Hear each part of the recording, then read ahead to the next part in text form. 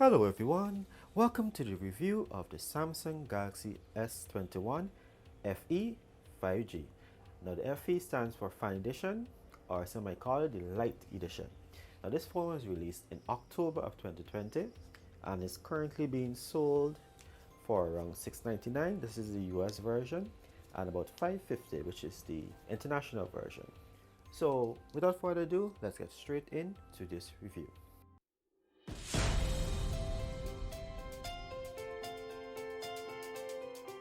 Okay, so let's just go into some of the basic specs. Now this phone is 6.5 inch in size. This is the display size. It has a full HD display. I will go a little bit more into the display later on. It has 12 megapixel main sensor and two other sensors at the back as well and one in front.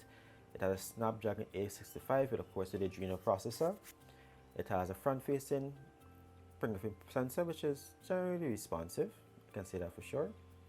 It has stereo speakers, which means that it has a speaker at the top, a speaker at the bottom to give you a surround sound kind of effect. It has a 4500 milliamp hour battery, and I must say with the screen and the battery and the overall processor of this phone, the battery, this is what I call a battery king. This battery is nearly 1.5 to 2 days, depending on how active you are with the phone. Now the phone has an IP68 water dust resistance rating. It has no headphone jack, and it comes with Android 10 with possible updates to Android 11. So this is just a quick overview of it. Of course it will come with fast charge as well. So this is just a quick overview of the phone before we get into the more deeper specs. Alright, so let's have a look at the body. What is on the body? Now as you can see, it has nothing. It has a SIM tray on top with a microphone. At the side on the left it has nothing. At the bottom we have another microphone, the USB Type-C port, and the button firing speaker. On the right side we have the volume rockers here and the power button.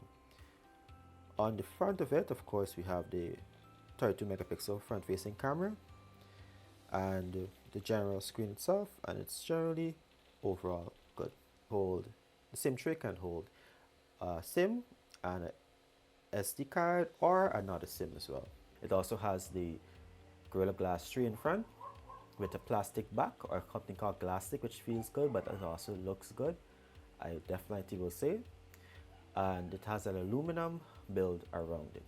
Now something that you need to note is that the actual color of the phone is ingrained into the aluminum. So this is at first seemed like silver, but if you look closely, you see that it's a nice green. And this touch is very good. Like for example, the orange looks like rose gold when you actually hold it, because the color is actually built in or baked into the aluminum itself. So this is beautiful, attention to detail, and overall is beautiful. Now let's get into the display. This display is simply beautiful. Nothing else to say about it. It's just beautiful. It's very vibrant. It comes vivid, and even when you take off vivid mode, it still looks good. I don't know. It is a major difference between this and other displays, but I definitely can say that you're not losing much by having this as a full HD display. Now it also sports an always-on display, which comes on, of course, as you can see. You can customize it in various ways, and that allows you to have all these fancy features that you have right here. So this always on display is pretty good. I decided to do something fancy with it. Okay, now it has the software skin of currently, let me just show you so you actually get to see it properly. I know depending on what I'm telling you.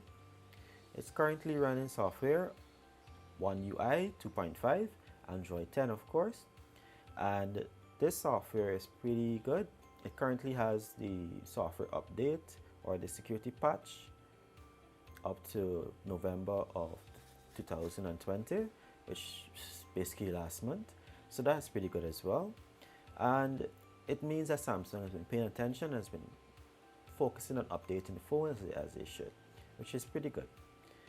Now the software is easy to use. In some cases, I think it could be a little bit better, and but it allows you, and even if you don't want to stick with this skin, what you can simply do is go into the wallpapers, choose different wallpapers, or even go into the themes and choose different themes in here as well. So you have different choice, and there are so many different beautiful options that you can choose. Of course, most of them are free, and a few might very well be paid, but these are a lot of really good options that are available for you in Samsung. So you don't have to stick with what the phone comes with. So this is something that you can definitely really and truly consider overall. Now, security wise, it has the fingerprint sensor, it has face unlock, and of course you can use a pin and whatever else you want to do. So those are different options that you have in relation to security. Now let's get to the cameras. At the back, it has a 12 megapixel wide angle camera. It also has an 8 megapixel 2.4 telephoto, and which has a 3x optical zoom, and it also has a 12 megapixel f2.2 ultra wide angle camera. Alright, now when using the camera mode, it has a lot of useful features, some of the things that I really like, some things I might very well end up showing you because, you know, the features are just pretty good. Especially like this, of course, you can see the camera looking at you right now. Alright, let's go into, so that, okay, well since we're at it, it also has a 32 megapixel front facing camera, which is f2.2, which is not the lowest or the, you know, the brightest camera, but it does work well. It takes 4K at 30 to 60 frames per second, and also 1080p at 30 to 60 frames per second. Alright, so basically it takes really good video, takes really good photos as well. Now it has a lot of useful modes overall that you can use. It also does Pro Video, which is, you know, you can adjust all these settings, the audio functions and everything like that. So this is pretty great to have this in this phone, and with the update it has gotten even better to use. Maybe it might not be as intuitive or whatever, but it's still pretty good to use. Alright, now it also has all these super slow motion pro night mode, food, panorama, pro, live focus video, which of course is the portrait mode, and live focus, which is portrait as well. Now in portrait mode, it has very useful features that it allows you to use when you're taking portrait photos. You can use all these different various effects, and they're pretty good, I must say. In isolating, you can also even do a color isolation. So these camera features are just pretty good, and I really like the app overall. Now the one thing I must complain about in relation to this is the zoom. Now you can click here, and then you have the option to do the different various types of zooms. However, you also have to do this pinching thing to zoom. I mean, it would be more counterproductive if you could slide here and get to zoom. That would be better, but I just took a lot of photos there. That's all it does. So I think that it'd be more counterproductive, or sorry, it'd be more productive if you could actually just zoom, right? Or if you go into zoom mode, you have an option whereby you can just control from here and not have to go and pinch the zoom and all these kind of things. Now it has a useful feature in that it allows you to, it has this feature called Scene Optimizer, which makes everything a little bit better. It is good. I guess maybe it's the version of the AI mode that you can find in the LGs, but it tends to work good in optimizing the scene and make it a little bit brighter, and that's something you will see in the video test. Now overall, photos and videos, I must say, are pretty good on this phone. It is a really good phone for taking night photos.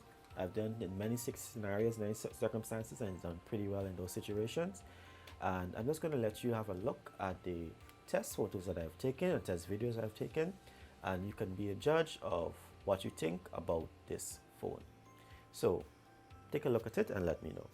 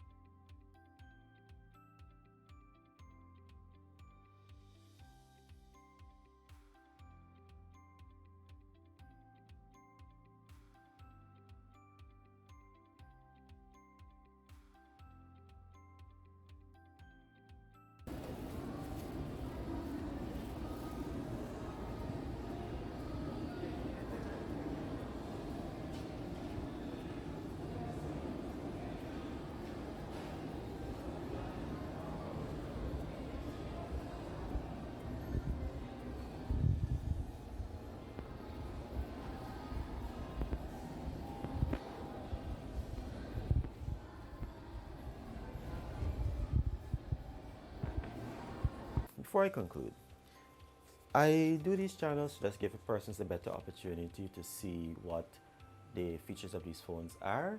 And of course, if you want to see more videos like this, do subscribe. If you like this video, please press like because it will help with the YouTube algorithm.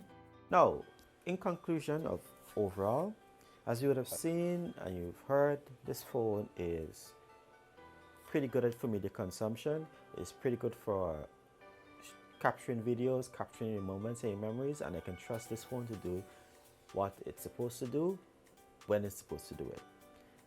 This phone is fast, it's smooth, it's large, but just not too large. And it's beautiful all around.